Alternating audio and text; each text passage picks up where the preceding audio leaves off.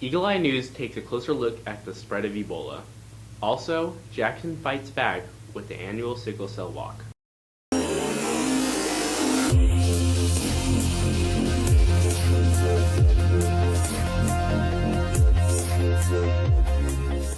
Welcome to Eagle Eye News. I'm Jonathan Taylor. Melanie and Kelly are out.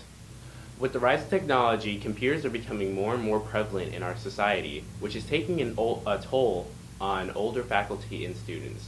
I had the privilege to go on the field and find out more about this story.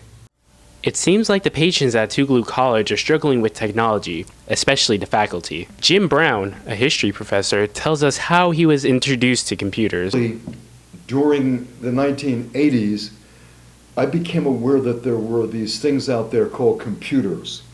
And Tougaloo began inviting us, but it was very optional, to attend seminars at places. I remember one of them was at Xavier University in New Orleans, and it had something to do with COBOL language, early computer languages. And I was very slow, because I'd been here all these years and I teach history, which deals with the past. I was very slow to pick up on how important computers were becoming. He also mentions that he was helped by other faculty to learn the basics of handling a computer. To Sharon Streeter, to whom I'm eternally grateful, that she kind of jump-started me. You'd have to ask her when this was, late 80s probably. She taught a beginner's course in computer technology that got me started. Finally, Brown gives us his ideas what Tougaloo could do to better equip faculty to manage current technology. Particularly for students, they need more access to computers. We need resources that would provide for more computers. You know, you go to somewhere like Mississippi State or USM or Texas State, and these universities have computers everywhere. The library is full of computers, and our students fight over access to computers. There's just not enough access for students particularly.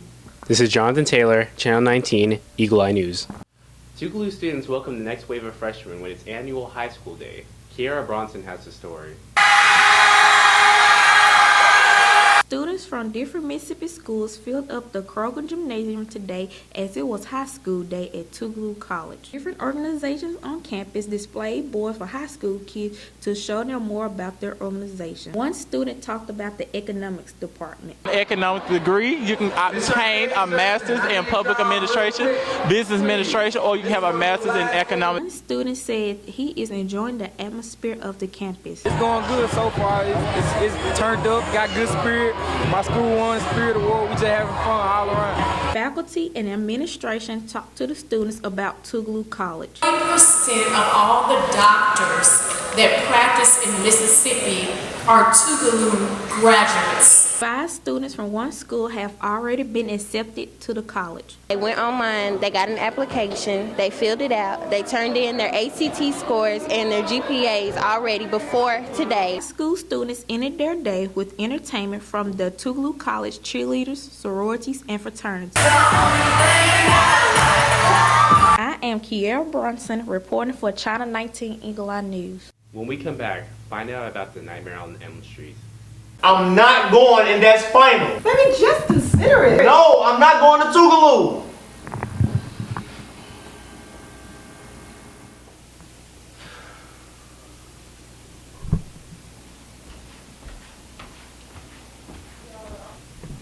Hey, what's going on? Your mother just called me over here.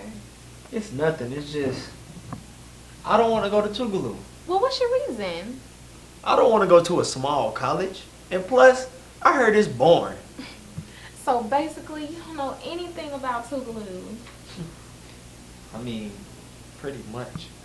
Although Tougaloo is a small school, it's family oriented. Everyone knows everyone. The classes are smaller, which means it's easier to get to know your teachers. The graduation rate is good.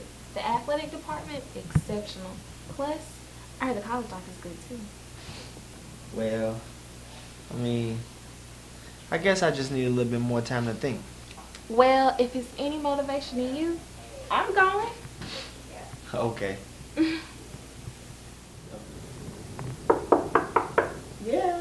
Guess what, Ma? What? I'm going to Tougaloo. Yes! So proud of you. Welcome back to Eagle Eye News. Lions, tigers, and scares, oh my. Find out about the Nightmare on Elm Street event at Tougaloo. Kiara Bronson has a story. It was a spooky night on Tougaloo campus as the students had a chance to watch Nightmare on Elm Street Part 3. Actor Ken Sagos came to talk about how he was the first African American to survive a horror film when he was in Part 3 of the series. Never been done before, with the exception of the 1970s, there was a movie called Black. Sagos was invited by a student who was inspired by him. I got in contact with Mr. Ken Sagos when I was back home in Los Angeles, and I did a show for him, a musical review, and I played 3 characters. The night was filled with entertainment with a monologue and singing.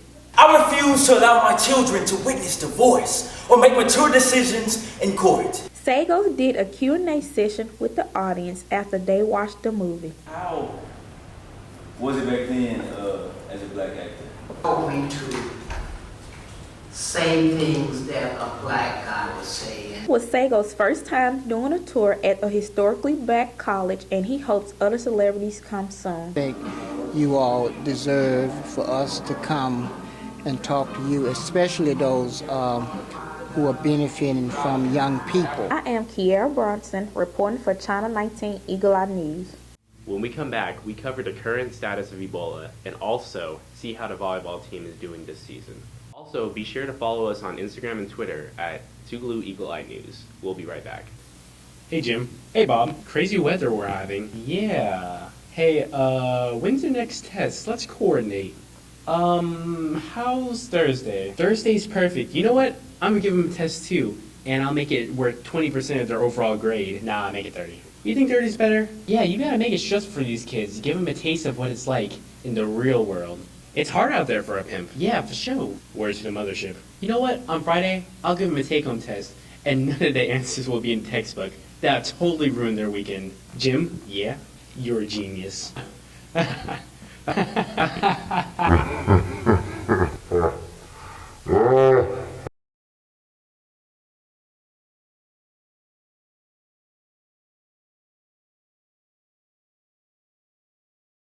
Ebola has been shaking the world as it claims more victims each and every day. But how's it spread? What's the status of the disease? Noah Hale has the story. Amongst the students of Tougaloo College, many have heard about the Ebola virus. But does anyone know what it really is, or where it came from? One student gives their thoughts. He's named the Ebola River near there. That's why they call it Ebola. The Ebola virus, a disease that recently originated in the Democratic Republic of Congo, also known as Ebola hemorrhagic fever, or simply Ebola, is a disease of humans and other animals caused by the Ebola virus. A disease that's rampant. Well, it's not even rampant. It's just a disease that it's a very incurable disease, originating from West Africa. We have a couple of cases in the U.S., other countries have some, they have some reported cases also. So Ebola to me is a disease. With flu season here, many theories amongst the students of Tougaloo College have risen about the Ebola virus. Yeah, there's just a lot of fear mongering. People aren't, well educated about the disease, so they really do not know what's going on. People do not do any reading. Basically, people, use, a unreliable source of media to keep track of the disease. They probably use Instagram. This new virus is acquired by contacting with blood or any other bodily fluids of an infected human or other animals. You get Ebola from certain things. You get Ebola from body fluids, from a person who is sick with or has died from Ebola. You can get Ebola from objects that are contaminated with the virus, and you can get Ebola from infected animals. Over time, hopefully many of the students at Tougaloo College will prepare and understand the severity of the Ebola virus. This is Noah Hale, signing out. Channel 19 News, Eagle Eye. Jackson fights sickle cell anemia one step at a time with its annual cell walk. Kiara Bronson has the story. People from Jackson and surrounding areas gathered at Jackson State today to walk for sickle cell. This is the 9th year this event has been going on as a part of Mississippi Greek Weekend. 5K is about raising awareness around sickle cell anemia and disease, and then also raising money for finding a cure. One group from Jackson called the Lady Warriors came to this event to support Derek James, or DJ, who has sickle cell. He was diagnosed shortly after birth. We've been doing this since 2007 just to show awareness. Jackson Mayor Tony Yarber was named ambassador for Cure Sickle Cell Foundation before the walk began. This is a disease that will have a cure.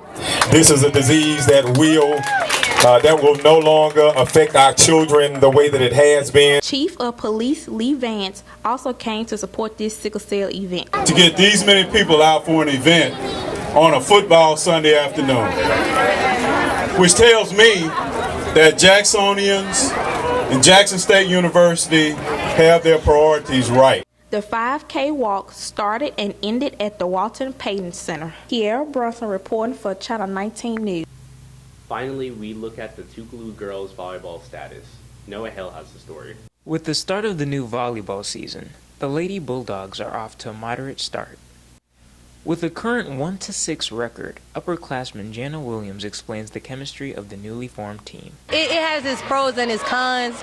I would say a pro would be that it's a new team. We have something new to build off of, and then we can all just bond together. But as far as it being a problem, it's just everybody could be the best from their team, and they have to compensate with coming from being the best. So, we all have to blend in together to be one team. With there being a new team, leadership lies in the hands of only 2 upperclassmen. It's kind of pressurable sometimes, but it's not hard because I've been here, so I feel like me being experienced, it's not hard on me. It's easy for me to go out there and do my job and encourage other people to come and do what I do or do better than me. With their slow start, the Lady Bulldogs motivate themselves and keep their spirits up with cheerful slogans. All I say is one heart, one team, one mission. This is Noah Hale, Channel 19, Eagle Eye News. Well, that's all that we have for today. Be sure to follow us on Instagram and Twitter at Tougaloo Eagle Eye News. Have a good day.